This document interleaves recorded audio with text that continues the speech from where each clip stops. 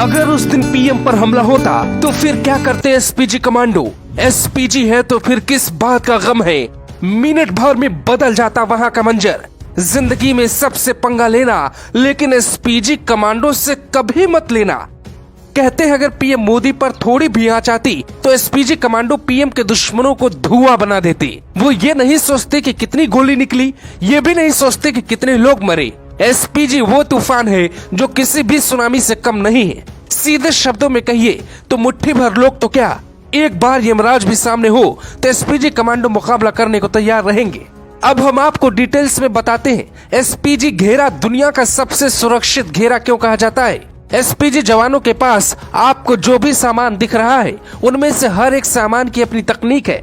काला चश्मा से लेकर जूते तक में कोई न कोई गहरा राज छिपा होता है। पीएम मोदी को कुछ ही सेकंड में कैसे सुरक्षित कर सकते हैं, ये सब जानने के लिए आपको हमारी पूरी रिपोर्ट देखनी होगी। शरीर पर दिखने वाले ये ढेरों आइटम्स बहुत काम के हैं। एसपीजी कमांडोज की सुरक्षा 4 स्तर की होती है। पहले स्तर में एसपीजी की टीम के पास सुरक्षा का जिम्मा होता है। एसपीजी के 24 कमांडो प्रधानमंत्री की सुरक्षा में तैनात रहते हैं। कमांडोज के पास FNF 2000 असॉल्ट राइफल होती है, सेमी ऑटोमेटिक पिस्टल और दूसरे अत्याधुनिक हथियार होते हैं। प्रधानमंत्री बुलेट प्रूफ कार में सवार होते हैं। काफिले में 2 विशेष गाड़ियां चलती हैं, जिनमें विषम परिस्थिति से लड़ने की पूरी क्षमता होती है। 9 हाई प्रोफाइल गाड़ियों के अलावा एम्बुलेंस और जैमर भी साथ होता है। पीएम के काफिले में डमी कार भी चलती है, जो किसी विषम परिस्थिति में बहुत उपयोगी होती है। काफिले में करीब 100 जवान शामिल होते हैं। राजीव गांधी की हत्या जब हुई तो उनकी सुरक्षा एसपीजी जवानों के हाथों में नहीं थी।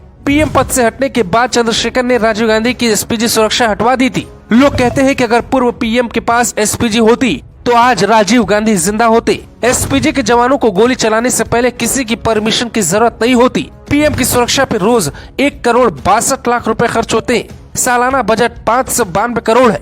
एसपीजी के हाथों में ये बैग आपको दिखता है, दरअसल ये बैग नहीं है, ये वो हथियार है जो पीएम को गोलीबारी से बचा सकता है। बुलेट प्रूफ शील्ड है जो किसी भी हमले के दौरान एसपीजी जवान खुद के सामने इसे खड़ा कर दुश्मन का सामना कर सकते हैं। कुछ इस अंदाज में भी हमलावर को रोक सकते हैं। पीएम मोदी गाड़ी में बैठे, चारों तरफ से कमांडोज ने घेरा बना लिया है और चारों तरफ से पीएम मोदी को सुरक्षा दे रहे हैं। लेकिन एक बात आपने गौर की, इस तस्वीर को देखिए, कुछ लोग दावा कर रहे हैं कि कमांडो को गोली चलाने से पहले परमिशन लेना होता है, जबकि ऐसा नहीं है। एसपीजी कमांडो के हाथ में गन है और गन के ट्रिगर पर उंगली, जिसे सिर्फ एक बार दबाना है और राइफल से अनगिनत गोली निकलेगी। फिर एक साथ कई जान जा सकती थी। इसलिए कभी भी जीवन में पीएम की सुरक्षा में बाधा नहीं बनना चाहिए। यानी कुछ भी करो, लेकिन एसपीजी कमांडोज से पंगा मत लो। जवान के हाथ में जो हथियार है वो है FN 200 असॉल्ट राइफल, जो 900 राउंड प्रति मिनट गोली चलाती है। ये 500 मीटर दूर खड़े व्यक्ति पर निशाना लगा सकती है। जैसे कोई छत पर बैठा हो और पीएम मोदी पर निशाना लगा रहा हो तो एसपीजी कमांडो 500 मीटर दूर से उससे ढेर कर सकते हैं। इसके अलावा भी कई तरह के गुप्त हथियारों से लैस एसपीजी जवानों के पास हैंडगन भी होता है, जो 50 मीटर तक रेंज में मार कर सकता है। एसपीजी जवानों के कान में ईयर प्लग होता है, जिससे वो पूरी तरह टीम के साथ जुड़े रहते हैं।